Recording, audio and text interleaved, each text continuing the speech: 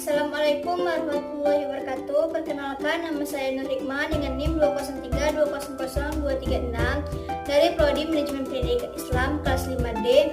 Di sini saya membuat video itu untuk memenuhi tugas kuliah saya dengan mata kuliah Etika Manajemen. Baiklah, di sini saya akan menjelaskan sedikit itu tentang membangun komunikasi yang efektif dalam organisasi. Setiap manusia sudah pasti melakukan kegiatan komunikasi dalam kehidupan sehari-hari, termasuk ketika berorganisasi. Bahkan komunikasi menjadi hal penting dalam interaksi orang-orang yang ada di suatu perusahaan atau organisasi.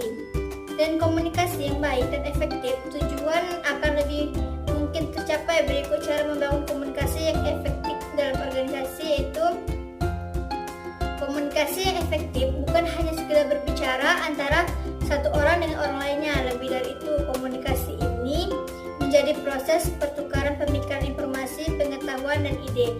Jadi komunikasi disajikan dengan cara paling dipahami oleh penerima sehingga tujuan dapat terpenuhi sebaik mungkin. Itulah kenapa komunikasi efektif sangat penting bagi organisasi manapun, sebab yang membantu dalam pengembangan produk, manajemen, karyawan, hingga hubungan pelanggan.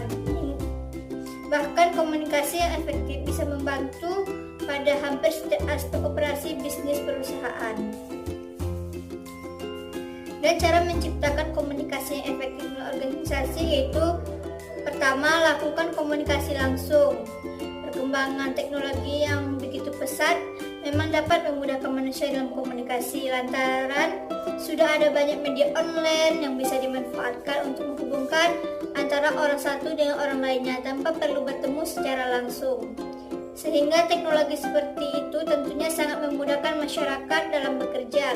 Akan tetapi untuk menciptakan komunikasi efektif, Anda dapat melakukan komunikasi langsung atau secara tatap muka. Jika memang bisa bertemu secara face to face, maka lebih baik komunikasi dilakukan dengan cara tersebut untuk minimalisir risiko salah paham. Jika ada yang tidak mengerti pun akan lebih mudah menanyakan secara langsung. Dan yang kedua itu siap menjadi pendengar. Cara membangun komunikasi yang efektif dalam berorganisasi itu dengan siap menjadi pendengar. Karena dalam begitu Anda lebih mudah memahami perspektif orang lain, baik Anda berada dalam jabatan pemimpin maupun karyawan biasa. Fokus mendengarkan menjadi pendengar aktif adalah hal yang perlu diadopsi. Yang ketiga, berikan umpan yang baik. Setelah menjadi pendengar yang baik, jangan lupa untuk memberikan umpan baik, khususnya jika Anda adalah pemimpin organisasi atau mendapat tugas untuk memimpin sebuah tim. Sebab anggota yang tidak akan mengetahui mengenai kinerja telah mereka melakukan tanpa adanya umpan balik, sehingga mereka pun akan berjalan tanpa arah. Yang keempat yaitu menghargai pendapat yang berbeda.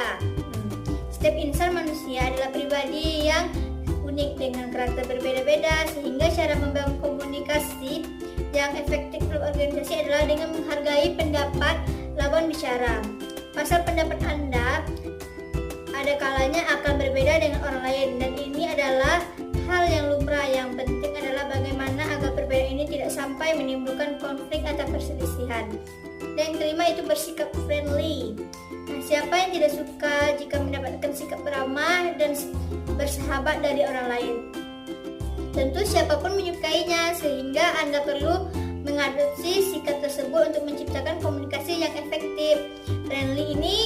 Friendly di sini bukan berarti sok kenal dan sok dekat ya dengan siapa saja, tetapi lebih bersikap positif pada siapapun, baik itu rekan kerja, atasan maupun bawahan. Dan yang keenam yaitu selalu update untuk menyesuaikan diri. Untuk menciptakan komunikasi yang berjalan lancar, jangan lupa untuk selalu update dengan informasi-informasi baru yang muncul di organisasi. Dengan begitu nantinya Anda pun bisa lebih cepat menyesuaikan diri, karena tidak update akan mungkin bisa terlambat merespon dan mempengaruhi kinerja. Yang ketujuh itu komunikasi dengan jelas agar orang yang mendengar Anda tidak mendapatkan informasi multitafsir. Pastikan Anda menyampaikan pesan yang jelas mungkin. Gunakan kata-kata mudah dipahami oleh orang lain. Pakailah kalimat yang ringkas dan tidak bertele-tele sehingga pesan yang ingin disampaikan dapat dapat ditangkap dengan baik. Yang kedelapan itu buat komunikasi yang terbuka atau open-minded. Open-minded adalah kunci dari cara membangun komunikasi yang efektif dalam organisasi. Dengan begitu, Anda bisa memahami semua feedback yang muncul dan mengetahui apa yang harus dilakukan selanjutnya. Pasalnya tidak semudah feedback yang Anda terima dari komunikasi dengan orang lain akan berakhir menyenangkan. Terkadang ada pula yang tidak sesuai dengan harapan.